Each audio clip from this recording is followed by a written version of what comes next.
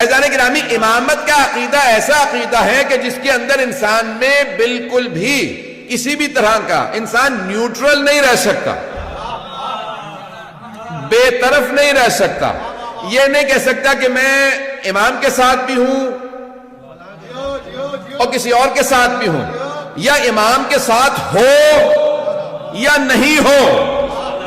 امام علیہ السلام نے اجازت نہیں دی ہے. میں نے چند دن پہلے جو وعدہ کیا تھا میں اس کو ذرا مکمل کر دوں گا، آج میں نے وہاں پہ مکمل نہیں کیا تھا. عزیزان گرامی، مولا کے اگر آپ دیکھیں تو حکمیت کا معاملہ، حکمیت ذہنوں میں ہے نا، ایک ہوتا ہے قاضی، ایک ہوتا ہے حکم. حکم یعنی آربیٹریٹر، میں نے اسے نفس کیا تھا. جنگ ہوئی مولا کی صفین اور معاویہ کے ساتھ جنگ ہوئی، اور اس کے بعد، اور نام میں جو ہے وہ لوگوں کی تاریخ ہے، میں کوئی ایسی بات نہیں کر رہا ہوں، تو اس لیے معاویہ کے ساتھ جنگ ہوئی.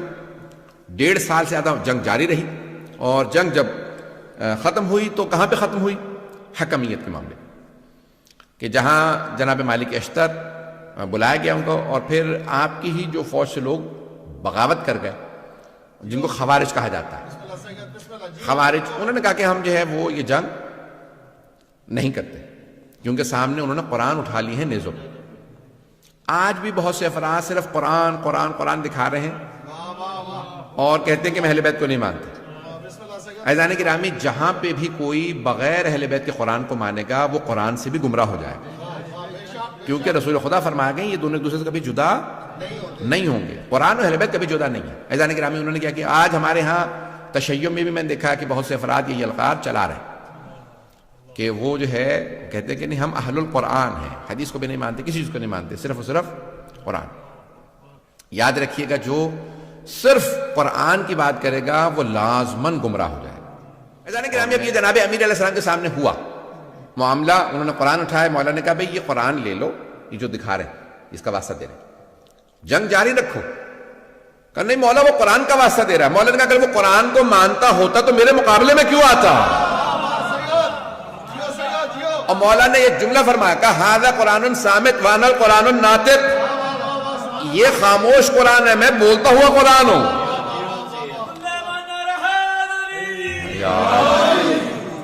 عزیزان گرامی، میں انہوں نے جو ہے وہ قرآن دکھائے، 500 قرآن نیزوں پہ بلند کیے، اور مولا کائنات نے کہا کہ نہیں ٹھیک ہے یہ قرآن جو ہے ان سے لے. لیکن لوگوں نے کیا کیا؟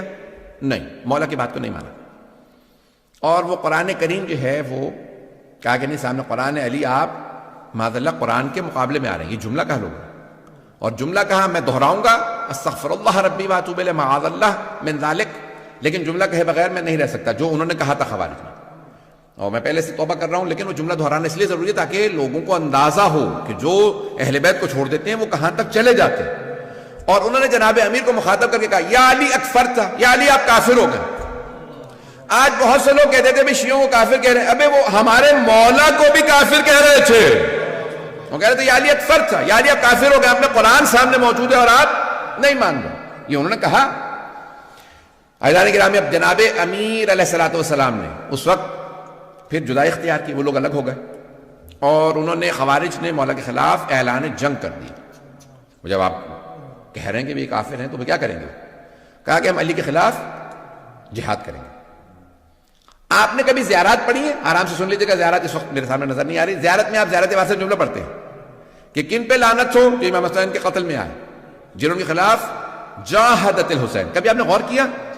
جنہوں نے مولا حسین کے خلاف جہاد کیا ان پہ لعنت ہو. کون فرما رہے ہیں؟ چھٹے امام علیہ السلام. والذین جاہدت الحسین، جنہوں نے امام حسین کے خلاف جہاد کیا. کون؟ یعنی وہ یہ کہہ رہے تھے کہ جو ہم امام حسین کے خلاف لڑ رہے ہیں یہ جہاد ہے. جہاد عبادت ہے. نہیں ہے مجمع میرے ساتھ؟ جہاد عبادت ہے یا نہیں ہے؟ فروع دین میں 6 نمبر پہ جہاد ہے. پہلے ہے نماز، روزہ، حج، زکوٰۃ، خمس، جہاد. فروع دین میں واجب عبادت سمجھتے ہوئے قربتاً اللہ کی نیت سے کر سکتے ہیں. نماز اگر قربتاً اللہ نہ ہو تو قبول نہیں، روزہ قربتاً اللہ نہ ہو قبول نہیں، حج قربتاً اللہ نہ ہو قبول نہیں، خمس و زکوٰۃ قربتاً اللہ نہ ہو قبول، جہاد قربتاً اللہ نہ ہو قبول نہیں. پتہ نہیں مجمع ہے یا نہیں؟ اب وہ کہہ رہے تھے ہم جہاد کر رہے ہیں. جہاد کا مطلب ہوتا ہے یعنی ہم اللہ کی خاطر لڑنے آئے ہیں. پتہ نہیں لوگ ہیں یا نہیں؟ جو لوگ اہل بیت کو چھوڑ دیں صرف قرآن قرآن قرآن کریں وہ اہل بیت کے خلاف لڑیں گے اور سمجھیں گے جہاد ہو رہا ہے۔ چھٹے امام فرماتے ہیں جو حسین کے خلاف لڑے اور کہے یہ جہاد ہے اس پہ لعنت ہو۔ پتہ نہیں مجمع ہے یا نہیں ہے؟ بات پہنچ رہی ہے؟ اور انہوں نے کیا جناب امیر کے خلاف؟ میں نے کل فضائل سنایا تھا لیکن آج میں جو فضائل پیش کر رہا ہوں تھوڑی سی مختلف اینگل سے پیش کر رہا ہوں۔ جناب امیر کے خلاف انہوں نے بغاوت کا اعلان کر دیا اور نعرہ کیا بلند کیا؟ ان الحکم الا للہ، قرآن کی آیت، سورہ یوسف سے آیت لی اور کہا ان الحکم الا للہ، حکم حاکم حکومت کا حق صرف اللہ کو ہے۔ یعنی کیا مطلب؟ علی ہمیں حاکم قبول نہیں ہے۔ مولا سے کہا مولا وہ قرآن کی آیت پیش کر رہے ہیں آپ کے خلاف۔ ایسے ایسے بھی لوگ تھے بیچارے کہ مولا سے سوال کا جواب لینے آ رہے ہیں، مولا وہ آیت پڑھ رہے ہیں۔ تو مولا نے کیا فرمایا؟ کلمۃ حق یراد بها الباطل، کلمہ حق بلند کر رہے ہیں لیکن مراد باطل لے رہے ہیں، قرآن حق ہے۔ پھر مولا نے فرمایا کہا کہ حکومت لابد من امیر، اللہ خود حکومت کرنے نہیں آئے گا، ایک انسان ہی حکومت کرے گا، چاہے تم اما عادل و اما فاسق، چاہے عادل کی حکومت ہو چاہے فاسق کی حکومت ہو۔ تم علی جیسے عادل کے نہیں مانو گے تو پھر معاویہ سے کسی اور آدمی کے مانو گے۔ عزیزان گرامی جناب امیر علیہ السلام نے وہاں پہ سٹینڈ لیا اور پھر آپ نے فرمایا یہ ایک ایسا فتنہ ہے جو میرے بعد بھی کوئی سے خلاف قیام نہیں کر سکے گا، میں ان کے خلاف قیام کروں گا۔ اور آپ نے قیام کیا اور آپ نے کہا کہ بھئی لشکر کشی کرو، ہم ان کا مقابلہ کریں گے۔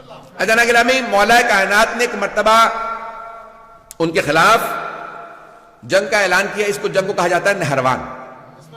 اب کیا ہوا؟ لشکر آ گیا نہروان کے مقام پہ، بہت بڑا لشکر، 10,000 سے اوپر کا لشکر۔ مولا نے کہا کہ ان کے 10 افراد بھی نہیں بچیں گے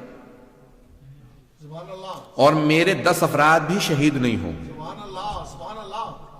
اور حضرت جندب مولا کے چاہنے والوں میں ہیں، عاشقوں میں سے، تو مولا فجر کے بعد ہیں باہر نکلے اپنے خیمے سے۔ تو مولا نے کہا جندب کہاں؟ کہا مولا آپ کے دشمن بہت زیادہ ہیں۔ کہا نہیں جندب رک جاؤ، مجھے تمہاری حفاظت کی ضرورت نہیں ہے، میں ہوتا تو میں حضرت جندب کی خدمت میں عرض کرتا یہ مولا کائنات ہے، یہ مشکل کشا ہے۔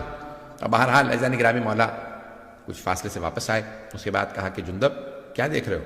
کہا مولا زمین پہ دیکھ رہا ہوں چونٹیوں کی اتنی تعداد ہے کہ کون ان کی تعداد کو جانتا ہوگا، یہ سوچ رہا تھا کہ مولا ان کی تعداد کو کون جانتا ہوگا اتنی کم۔ جندب تمہارے مولانا صرف یہ کہ ان کی تعداد کو جانتے ہیں، میں یہ بھی بتا سکتا ہوں ان میں نر کتنے ہیں مادہ کتنی ہے۔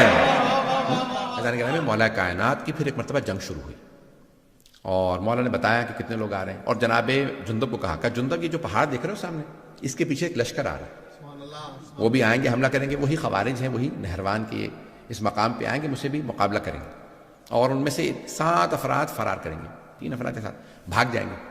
انہی میں سے فرار کرنے والوں میں سے ایک کا نام تھا عبد الرحمن ابن ملجم،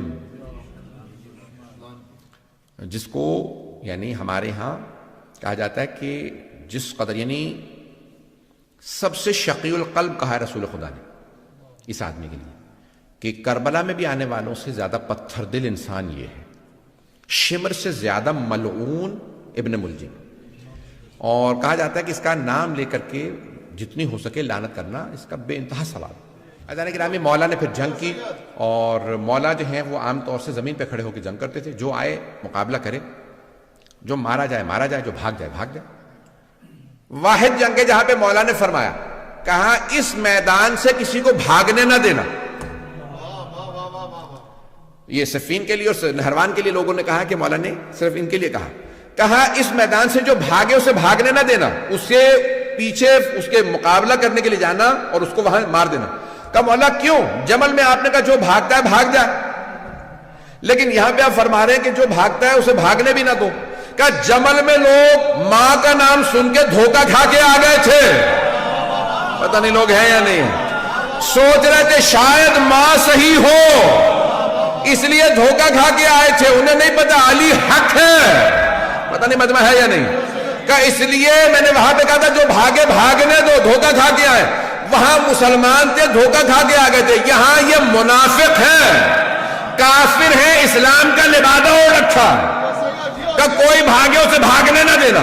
مولا نے ایک مرتبہ ذوالفقار کھینچی، اللہ اکبر کی صدا دی، گھوڑے کو ایڑ لگائی، مولا صفوں سے اپنے گھوڑے کو دوڑاتے رہتے تھے، جہاں سے گزرتے تھے سر ہی سر نظر آتے تھے۔ کسی نے سوال کیا یا علی تلوار چل نہیں رہی، سر پہ سر گر رہے ہیں؟ میں اپنے انداز سے جواب دے رہا ہوں، مولا کہیں گے میں ذوالفقار کو روک رہا ہوں، روک نہیں رہی ہے۔ مولا نے وہاں پہ مقابلہ کیا اور بھاگنے میں صرف چند افراد ہی کامیاب ہوئے، باقی سب کو مار دیا۔ مولا نے کہا کیوں؟ یہ ایسا فتنہ ہے، یہ جہاں جائیں گے کفر پھیلائیں گے۔ اگر وہ چند افراد بھی جو بچے تھے آج اگر آپ کو داعش نظر آ رہے ہیں تو سمجھ لیں انہی کی تبلیغ کا اثر ہے۔ بات پہنچ گئی ہے ذہن گرام میں، کلیئر ہوئی ہے؟ یہ جو بھی اہل بیت کے خلاف خروج کرتا ہے چاہے کسی دور میں کرے، وہ کہتا ہے میں جا کے جنت البقیع ڈھاؤں گا، میں سامرہ پہ حملہ کروں گا، یہ جو بھی ہے اس کا مطلب ہے یہ خارجی ہے، یہ خروج کر رہا ہے امام کے خلاف۔